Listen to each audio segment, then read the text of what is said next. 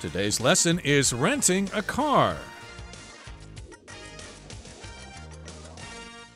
Hi, everybody. I'm Roger. And I'm Mike. We're going to continue talking about the topic of renting a car. This could be very useful information for all of you who plan to go overseas and rent a car. You will probably have to use English to communicate your intentions unless you go to China or unless you go to Japan where they don't basically speak a word of English there. But in any case here, yes, these conversations are very useful to figure out exactly what you need to say in a conversation about renting a car. Now, last time Miles went to a rental agency and he wanted to ask some questions about a vehicle, what kind of vehicle he wanted. He settled on a Toyota RAV4, which is actually available here in Taiwan. And then he also wanted to discuss return policies about how to return the car and whether he has to pay extra if he misses the deadline. And what are we going to talk about today, Mike? Today we're going to be talking about some other important policies, other rules and regulations, things to know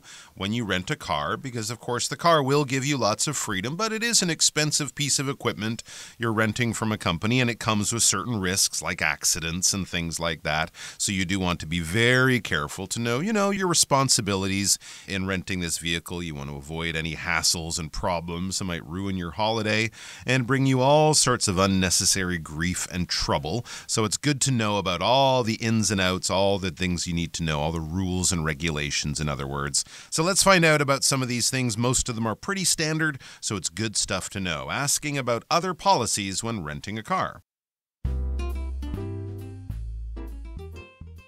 3. Asking about other policies. The clerk goes on to tell Miles some other important information. Please also be aware that the car must be fully refueled before it's returned, or there will be an additional fee. Got it. Are there any mileage limits? For this rental, there are no mileage limits. Great. What about insurance coverage? The rental includes basic insurance for damages and liability. Roadside assistance for emergencies like flat tires is also part of your package. Here's the contract. All the terms are detailed inside. Thanks. Here's my driver's license and credit card to finalize everything. Perfect. Let me process that for you. 大家好，第一部分介绍名词 insurance， 它的意思是保险。例如 I got into a car accident, but thankfully my insurance will cover the damages. 我遭遇了车祸，但幸好我的保险有伤害给付。或者 Doug's insurance will pay for some of the repairs to his car. Doug 的保险会支付他修车的部分费用。再来看到名词 coverage， 表示保险项目或是范围。例如 My health insurance plan provides only limited coverage. 我的健康保险计划仅提供有限的承保范围。或是 The company is working hard to improve employees' health coverage. 该公司正在努力改善员工的健康保险。下一个看到名词 liability， 它的意思是法律上的责任或是义务。例如 The building belongs to both of us, so we should share the liability. 这栋建筑物属于我们两个，所以我们应该分担责任。也可以说 The captain of the ship is worried about liability, so he won't hire any inexperienced crew members. 该船长担心法律责任，所以不会聘雇任何没有经验的船员。继续介绍名词 assistance， 表示协助、帮助或是援助。我们可以说 Kelly's assistance made it possible for me to overcome the challenges. Kelly 的协助使我得以克服挑战。又或者说 The program offers assistance to unemployed individuals. 这项计划为失业人士提供援助。另外补充这个字的相关动词 assist, A-S-S-I-S-T, assist. 造个例句 Two nurses assisted the doctor during the afternoon. 2位护理师在下午时段协助那个医生。另一句The store clerk assisted Lana in choosing a pair of jeans. 店员协助 Lana 挑一件牛仔裤。接着看到 finalize 这个单字，它是动词，它的意思是最后确定，也可以是定下或是完成的意思。例如 Can we finalize the details before we sign the contract? 我们可以在签订合约之前最后确定一些细节吗？再看一个例子 Brett finalized the report and sent it to his manager. Brett 把报告定稿后再寄给经理。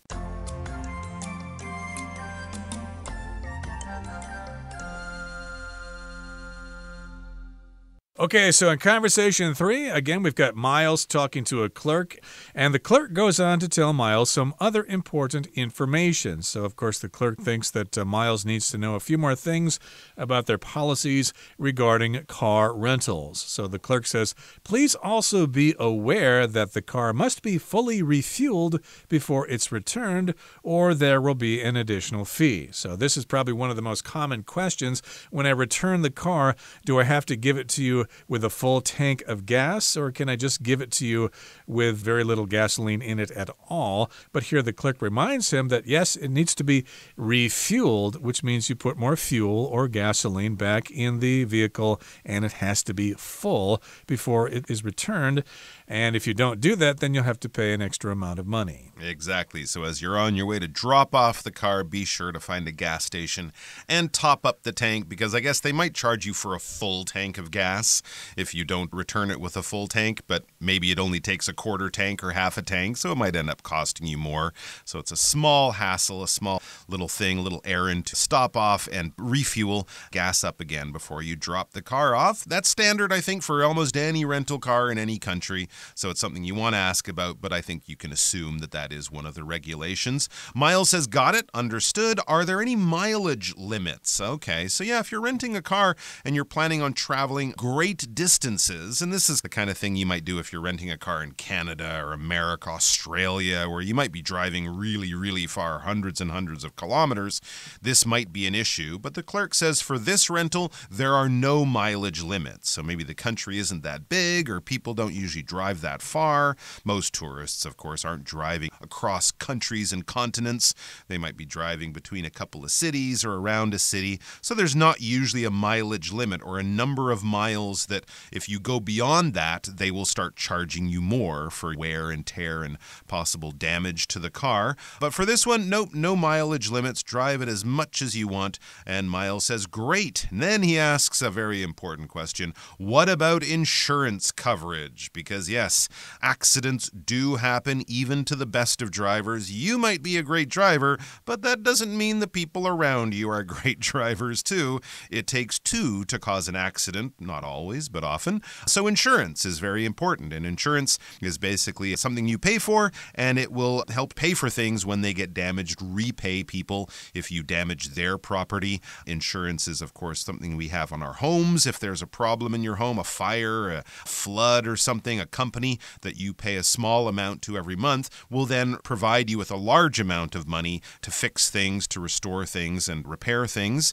And the same is true with cars. And of course, in almost every country I can think of, you have to have insurance on your car when you're driving. It's a legal requirement. You can't just drive around and hope that nothing goes wrong, because if it does go wrong and you don't have this insurance, then it's going to cost you a lot of money, and that could cause big problems. Right, and of course we're talking about the coverage. What does it cover? What does it include? What kinds of situations will the insurance pay for damage or whatever? You might want to seek some insurance coverage if it covers if you have an accident or somebody causes an accident for you or whatever. So you do need to ask this question. Yeah, what is the range or the scope of the insurance? How much does it cover? And the clerk says, well, the rental includes basic insurance for damages and liability. So damages, of course, would refer to damage to the car if you bump the fender or something, or need to replace the tires because you ran over a nail or something like that. Those are damages. And liability, if you caused the accident, then the insurance should be able to help you out. If you're liable, then you are responsible. You are the person who caused the problem. Yes, of course, because damage happens. And actually, before you drive the car off the lot, when you first rent it, you'll often walk around the car with someone from the company, and they will point out things like, oh, there's a scratch on the left front door or something like that. So we know that. We won't blame you for that. It might be a good idea to have your camera out and take pictures of things just to make sure that there's no sort of problems or confusion later on when you drop it off and say, hey, there's some damage on the left-hand door. And you say, yeah, that was there before, or something like that. Most companies, they know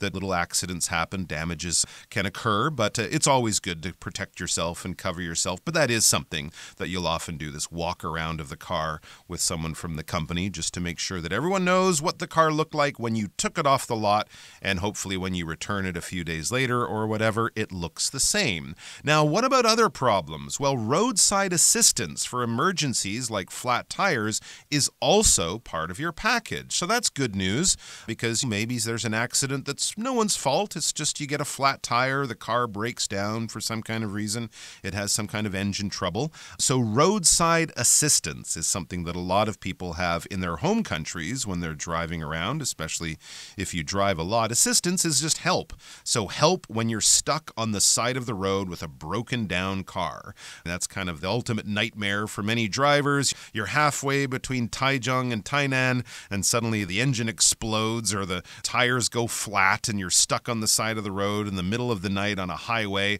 Who do you call? The police won't really help you too much. You'll have to find a local garage with a tow truck and drag the car to a place it can be fixed. But if you pay for this thing, it's kind of like insurance, but it's a little bit different. You're basically paying for the service of help should you need help. And you'll often have a phone number, and then you can call them, and hopefully within 10-20 minutes, they'll send a truck to pick you up and drag you off to get that help, to get that repair. And that's roadside assistance. So if something should happen, if your car gets stuck for some reason, you can get help. Here's the contract, they say. All the terms are detailed inside. So it'll often have a lot of small print, a lot of legal writing, but it basically describes all your responsibilities, the company's responsibilities, and what happens if something should go wrong. Indeed. So, yes, if you have a flat tire, you might be in trouble. But fortunately, most men out there know how to put on the spare tire if they have a flat tire out there. And women, too. They'll probably be able to figure that out by using the spare tire and the jack. But basically, they've concluded their conversation here about the details of the rental agreement. And Miles says, thanks. Here's my driver's license and credit card to finalize everything. So, of course, here he needs to arrange the payment. So he presents the driver's license to the clerk to prove that he's licensed to drive in this particular country, and then he's going to use a credit card to pay for the rental. I think that's pretty standard. If you're going to rent a car, they probably won't accept cash. And, of course, having that credit card on record, they can charge you for things later on, like if you don't fill the car with gas or something like that. So they're going to finalize everything. When you finalize things, you basically do all the things you need to complete that transaction or that action or whatever you're going to do, looking over things one more time before you finish to finalize everything to make sure everything is taken care of. So the clerk says, perfect, let me process that for you. So there'll be some paperwork, there'll be things to sign, there will be a credit card needed, and pretty soon, within a couple minutes, hopefully Miles will be on his way. And it appears he is on his way, but as we get into the second part of the dialogue, maybe he doesn't go too far before he has a problem. 4. Reporting a breakdown. Miles calls the rental company's roadside assistance when he has an issue with his rental. Hi, the car I rented won't start. I'm sorry to hear that. Can you tell me your current location? I'm at the Greenview Motel off Highway 12. Got it. Help will arrive within 30 minutes. The battery is dead. Did you remember to turn off the lights last night? Oh, I think I might have forgotten. Well, it happens. No worries, though. I'll just jumpstart the car using my cables. Thank you so much for your help. You're welcome. You should be good to go in just a few minutes.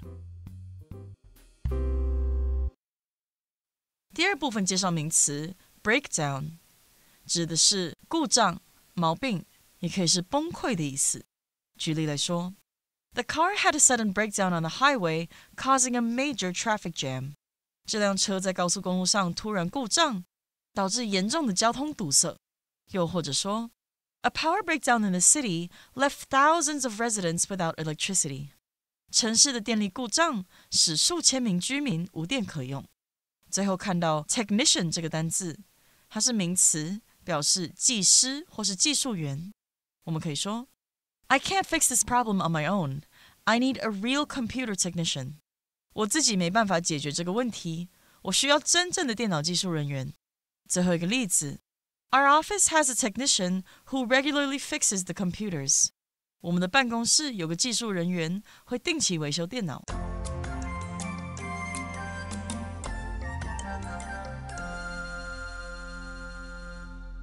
Okay, this can happen sometimes in conversation 4. We need to report a breakdown. A breakdown is a situation in which the car has broken down. Breakdown is the noun, so it's one word, and the verb phrase is break down as a two-word verb phrase. The car has some problems, and it has broken down.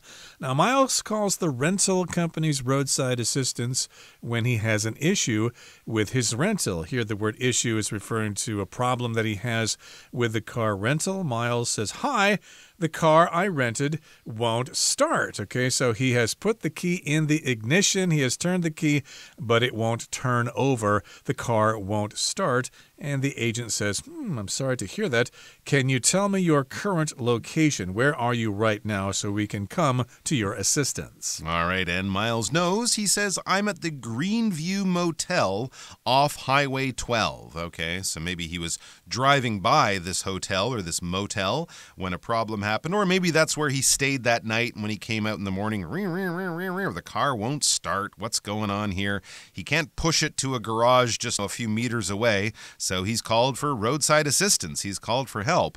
And the agent says, got it. All right, we can find that place. Of course, they have GPS and maps and all sorts of stuff. So no problem. We can find out where you are. And help will arrive within 30 minutes. So that's pretty good, pretty standard probably. 30 minutes, half an hour, not too long for Miles to sit there and wait. And then a short time later, a technician arrives and begins inspecting the vehicle. So they might arrive in a tow truck, one of those special vehicles that can hook up to a car and drag it or tow it to a garage. A technician here, that's a perfectly fine word for someone who knows how machines works and how to repair them and fix them. But of course, since this is a car, we might also call them a mechanic or something like that. A mechanic is someone who can work with engines and motors and cars. A technician might be someone who can fix machines of any type, like a computer technician or something like that. But a mechanic arrives or a technician arrives and they take a look at the vehicle to try to figure out what is wrong. And the technician knows what he's doing. He says, the battery is dead. Did you remember to turn off the lights last night? So this can happen sometimes. The battery could go dead. It could lose all its power if you forget to turn off the lights. Most cars have lights that turn off automatically, but sometimes they don't. I think we left the light on inside the car once overnight, and of course in the morning the battery was dead, and we needed somebody to give us a jump start, which we'll talk about in just a couple of seconds. That's when somebody comes over with jumper cables and they help start your car using their car. And Miles says, I think I might have forgotten. I may have forgotten to turn off the lights. They could have been the headlights or the cabin lights or whatever. Either way, the lights were on and they drained the battery of all its power. Yeah, so he probably said that in a rather embarrassed kind of way because that's a silly mistake, a silly oversight, a silly thing to do. But as the technician says, well, it happens, right? We're all human. Mistakes happen.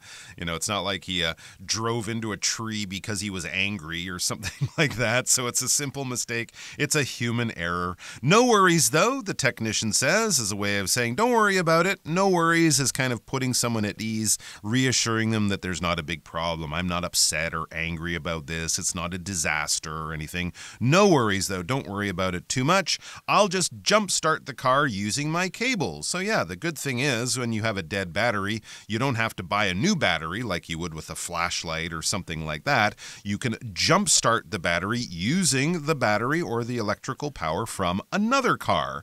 And this is something you do with, as Roger said, jumper cables, long electrical cables. They'll usually have a red one and a black one for positive and negative. You attach them to the right place on one battery, attach them to similar places on the other car, and by starting one car, you can then start the other car by basically sort of draining some power, a little bit of electricity from one to the other. I don't know about these days, but in the old days, you used to be able to call a taxi and maybe pay them a certain amount of money, maybe pay them $10 or $20 extra, and they would often also have jumper cables in their car. So you don't need a special car to do this. You just need those special cables. signals. Any kind of car will do. Maybe I'll check that out the next time my battery goes dead on the road. But I'm pretty good about turning the lights off. Yeah. That's happened to me before, so I learned my lesson.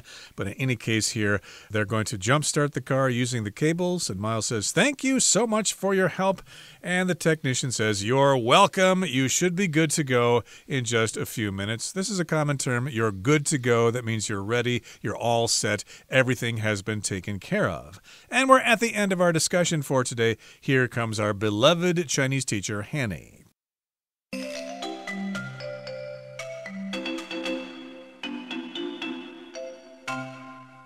各位同学大家好，我是 Hanny。 我们来看今天的文法重点。课文第一部分对话一开始，他提到 The clerk goes on to tell Miles some other important information. 店员继续告诉 Miles 一些其他重要资讯。好，文中用到片语动词 go on 表达持续、继续怎么样怎么样。我们这边来整理一下相关的用法。第一个可以用到 go on to 加原形动词，或者是 go on to 加名词，表达做完某事后继续接着去做下一件事。像课文它是用到 go on to 加原形动词，那我们这边用 go on to 加名词造个例句。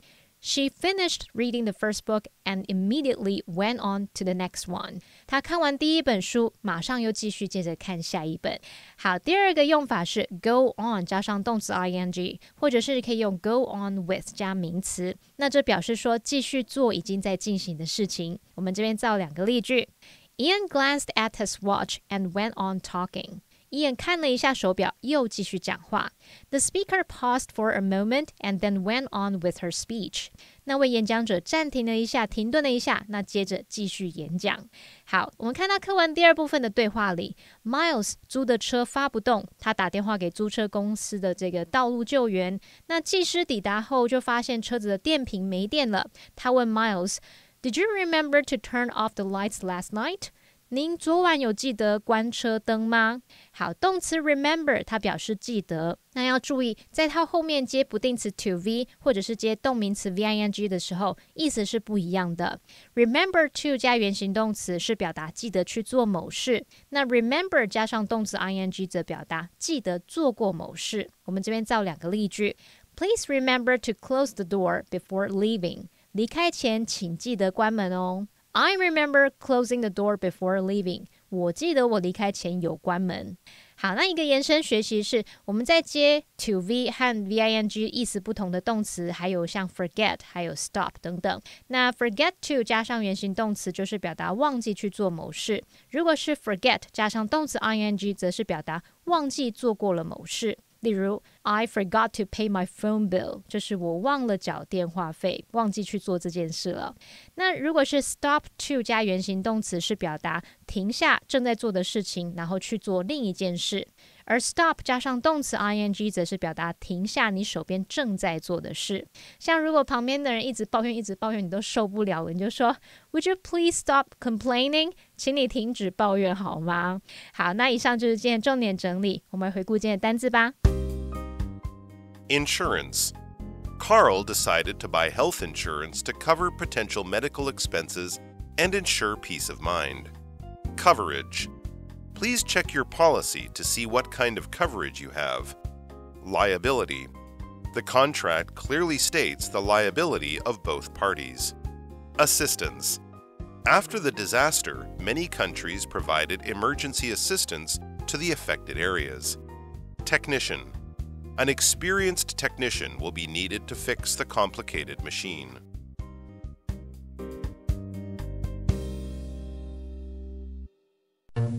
Well, that brings us to the end of another edition of our program, and please make sure you join us again next time. From all of us here, I am Roger. I am Mike. See you next time.